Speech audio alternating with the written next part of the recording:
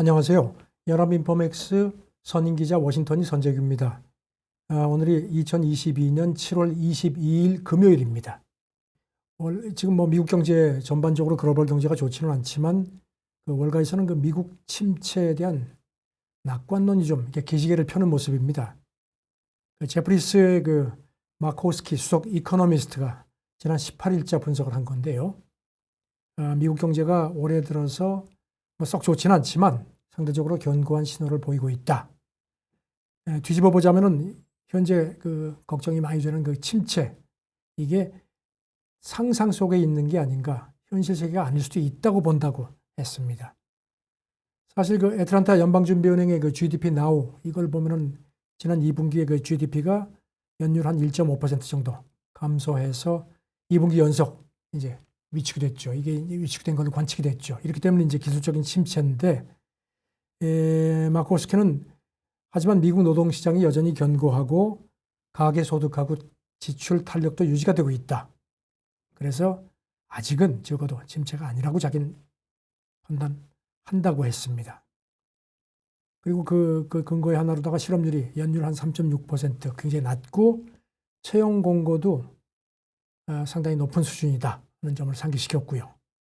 특히 임금 소득이 이제 늘어나면서 소비 지출도 2분기 한 8% 정도 증가한 걸로 관측이 된다는 점도 덧붙였습니다.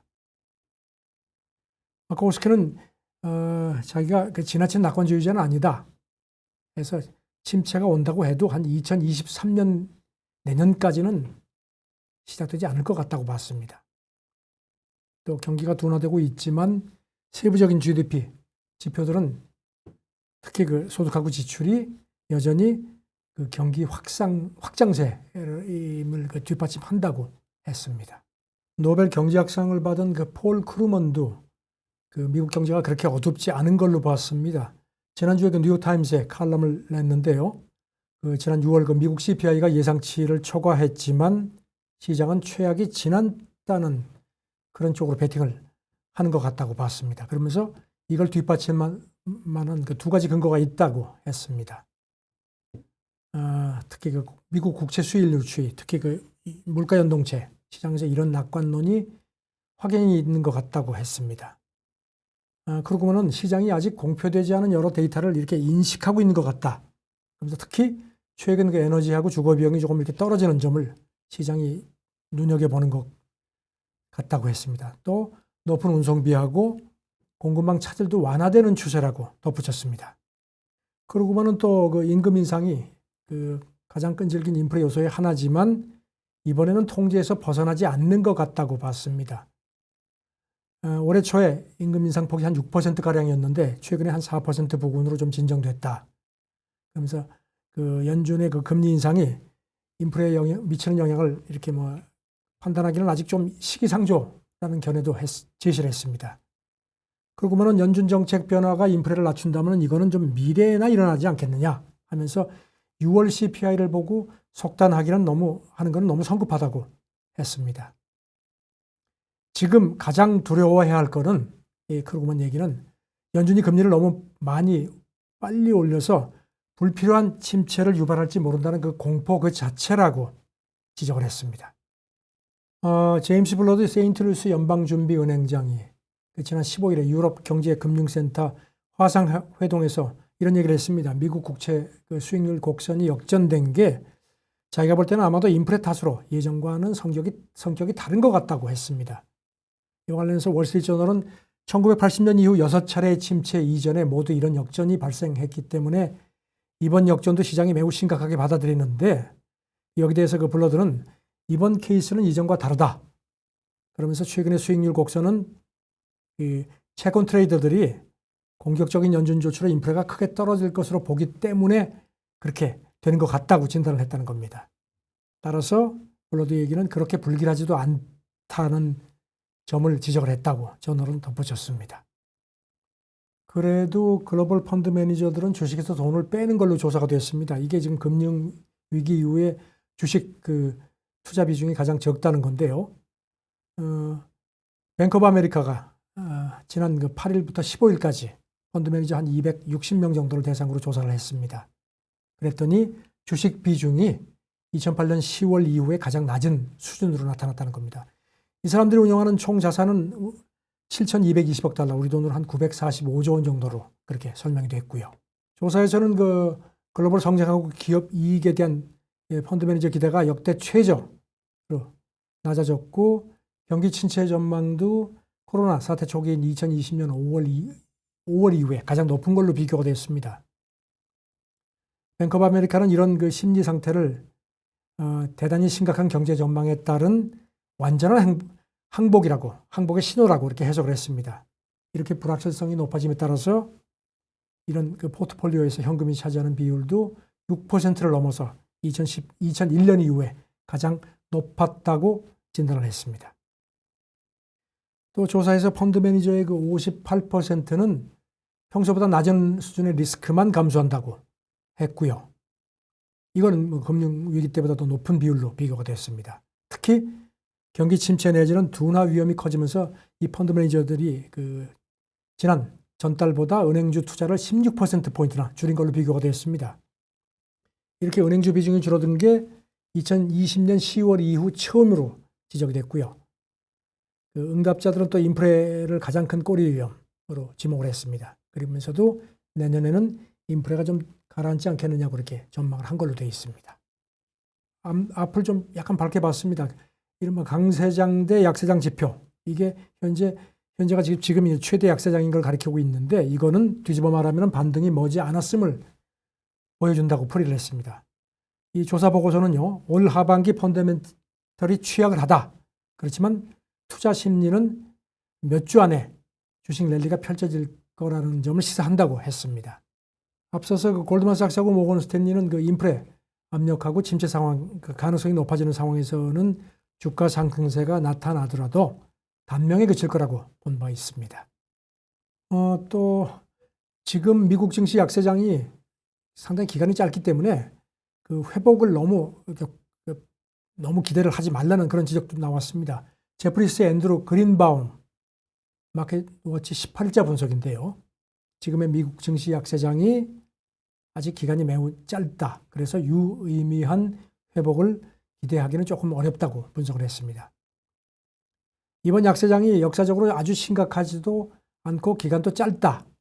그러면서 이번 약세장에서는 S&P 지수가 전고점을 지난 지 131일이 지났는데 2018년 하반기 같은 경우는 145거래일이 걸렸다고 했고요. 그러면서 올해 약세장이 2018년보다는 심하지만 그 기간이 몇 주가량 짧다고 이렇게 비교를 했습니다. 그린바움은 이어서 S&P 지수 기준으로 해서 낙폭이 25% 미만인 약세장은 다음 고점이 오기까지 평균 한 568거래일 정도가 걸렸다. 그러면서 이건 지금 130일에 비해서는 훨씬 긴 거라고 강조를 했습니다. 따라서 지난 5월 보고서에서도 자기가 언급을 했지만 S&P 지수가 실질적인 회복세를 보이기 위해서는 침체 시기와 관계없이 더 떨어질 필요가 있다고 강조를 했습니다. 그래도 저간 미국 증시 그 낙관론은 여전히 뭉게구름이 피어오르고 있습니다. 스티펠의 베니스터 애널리스트 분석인데요. 미국 경제가 올해는 침체를 피할 수 있을 거다. 그래서 주가 지수가 3분기에는 조금 더 올라갈 수 있지 않겠느냐고 봤습니다. S&P 지수가 3분기에 4,200까지 오르지 않겠느냐고 봤는데요. 오늘 3,998.85에 마감됐죠. 그러니까 한 200포인트 정도가 더 올라갈 수 있다고 본 겁니다. 베니스터 얘기는 침체 공포가 과장됐다. 그래서 자기는 6개월 내지 9개월 안에는 침체가 오지 않을 거라고 본다. 그러면서 대약세장이 올해 시작이 됐지만 이것 때문에 트레이딩 기회도 있는 거 아니냐 이렇게 또 뒤집어 봤습니다. 그리고 좀 더 기술적인 설명을 했는데요. 원유하고 인플레 그리고 금리 선물이 하락하는 것은 물론이고 올 하반기 그 주당 순이익에 대한 그 우려도 피할 수 있을 거라고 했습니다. 그런 와중에 주가 수익률이 주도하는 랠리가 나타날 거다고 전망을 했고요. 또 이후에는 연준이 금리 인상 속도를 조금 늦추고 그리고 또 연말까지 인상을 중단할지도 모르겠다고 조심스럽게 봤습니다. 그래서 이런 것들이 주가 랠리를 뒷받침하는 요소가 될 수 있다고 진단을 했습니다. 베니스터는 채권 수익률 역전이 많은 소동을 초래했지만 이건 장기적인 선행 지표다 하면서 당장의 침체를 의미하는 건 아니라고 거듭 지적을 했습니다. 그러면서 소프트웨어하고 반도체 같은 경기 민감형 성장주가 포트폴리오에 편입되면서 3분기 랠리를 이끌어 갈 걸로 봤습니다. 모건 스탠리의 마이크 윌슨 CIO는 미국 증시 약세장이 꽤 일찍 끝날 거라고 봤습니다. CNBC하고 15일자 대담인데요. 경제 사이클이 비정상적으로 빠른 속도를 보여왔다. 그래서 이게 고통스럽긴 하지만 결국 약세장 터널의 끝이 꽤 빨리 올 것임을 의미한다는 점에서는 좋은 소식이라고 자기는 본다고 했습니다. 물론 침체가 발생하면은 S&P 지수 저점이 3,000선까지 주저앉을 수 있지만 자기는 연착륙 시나리오에 지금 더 가깝고 그래서 3,400 정도가 적정선이라고 본다고 했습니다. 또 지금 킹달러 추이죠. 이게 S&P 지수하고 밀접한 관계가 있다면서 현재 달러 가치가 한 해 전보다 한 17% 이상 올랐지만 연준이 중심을 잡을 때까지는 더 오를 수 있다고 했습니다. 이것 때문에 S&P 지수에 앞으로 어떨 경우에 한 8%에서 많게는 10%까지 역풍이 올 수도 있다고 경고를 했습니다. 미국 증권사죠. 인터랙티브 브로커스 창립자인 억만장자 투자자 토머스 피터피 CNBC하고 20일자 대답을 한 게 있는데요. 이 사람은 미국 증시가 바닥에 근접했다고 봤습니다. 아주 멀리 있다고 생각하지 않는다. 그러면서 올 하반기에 바닥을 치고 이후는 비교적 순항할 거라고 그렇게 내다봤습니다. 물론 주식 회복 강도가 미국의 인플레에 어떻게 대응하는지에 따라 달라질 거라는 점도 덧붙였습니다. 피터피는 그리고 나서 현재 미국 증시 투자 심리 수준을 1부터 10까지 스케일을 볼 때 자기는 4로 본다. 그래서 현재 투자 심리가 약한데 잘못하면 이게 더 악화할 수 있다고 이렇게 덧붙이긴 했습니다. CNBC가 뱅크 오브 아메리카 보고서를 20일자에 전한 게 있는데요. 여기서는 미국이 이미 온건한 침체에 접어들었다고 분석을 했습니다. 그러면서 이런 상황에서는 소형주, 스몰캡에 투자를 하는 게 좋겠다고 추천을 했습니다. 거시경제 이런 환경 속에서는 소형주가 좋겠다는 점을 거듭 지적을 했습니다.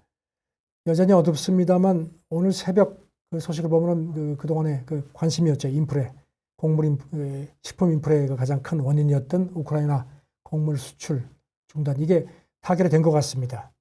사자회담에서 타결이 돼서 아마 오늘쯤 합의문에 서명이 될 것 같다는 얘기까지 나왔는데 이렇게 되면은 이제 그 바람에 지금 곡물 가격도 선물 가격도 좀 떨어지는 추이가 완연하고요. 인플레가 조금 가라앉을 수 있는 어떤 희망이 있지 않나 싶기도 한데 아직은 어둡습니다. 조금 더 인내심을 갖고 기다리는 게 필요하지 않을까 싶습니다. 감사합니다.